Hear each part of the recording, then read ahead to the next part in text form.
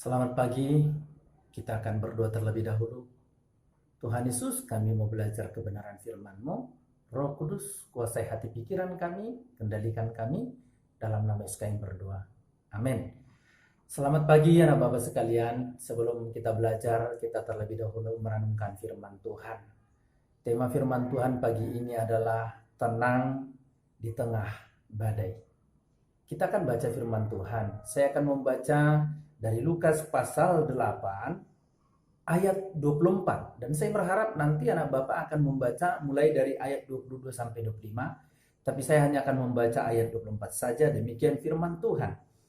Maka datanglah murid-muridnya membangunkan dia, katanya, "Guru, guru, kita binasa." Ia pun bangun lalu menghardik angin dan air yang mengamuk itu, dan angin dan air itu pun reda dan danau itu menjadi teduh. Hari ini kita dibawa kepada satu situasi di mana Yesus dan murid-murid sedang bersama-sama di dalam perahu. Mereka sedang melakukan perjalanan menyeberangi danau. Namun ketika dalam perjalanan menyeberangi danau itu, angin topan datang dan menghampiri mereka, bahkan hampir menenggelamkan kapal mereka. Bahkan dari pernyataan tadi disebutkan bahwa mereka menyatakan bahwa mereka akan binasa.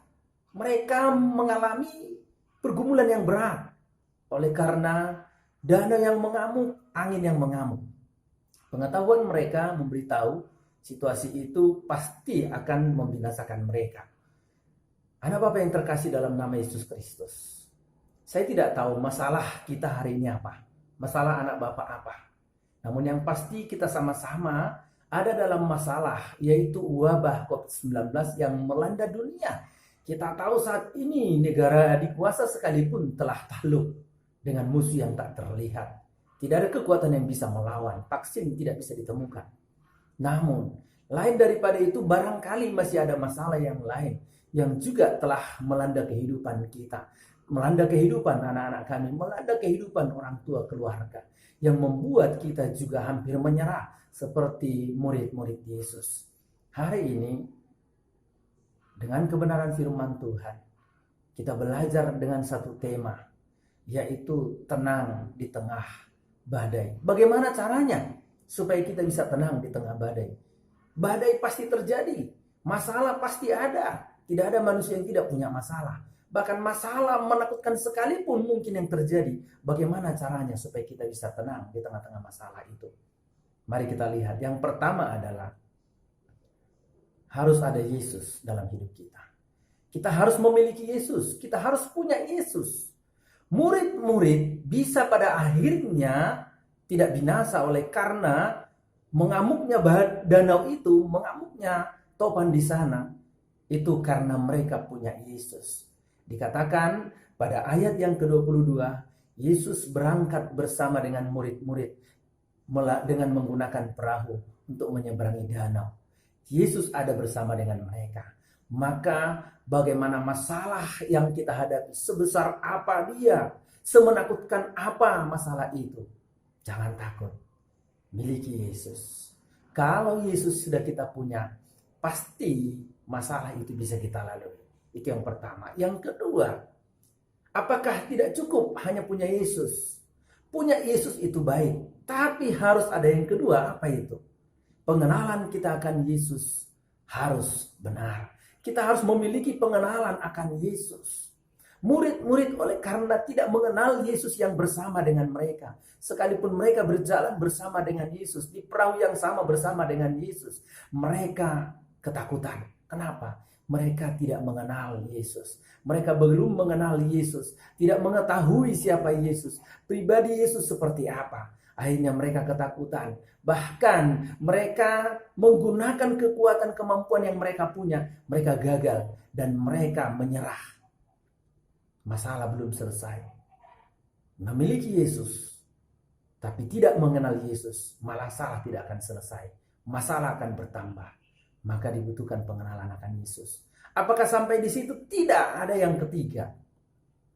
Kalau yang pertama memiliki Yesus, yang kedua harus mengenal Yesus, maka yang ketiga, walaupun kita memiliki Yesus, Walaupun kita mengenal Yesus, tapi kalau kita tidak mengandalkan Yesus, maka kita tidak akan bisa tenang di tengah badai.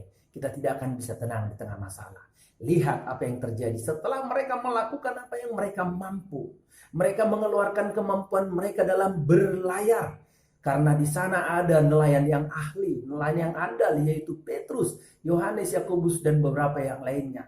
Mereka mantan nelayan, tetapi lihat, mereka mengupayakan yang mereka tahu dan mereka gagal. Ketika mereka tahu bahwa mereka sudah tidak mampu lagi, akhirnya mereka datang kepada Yesus.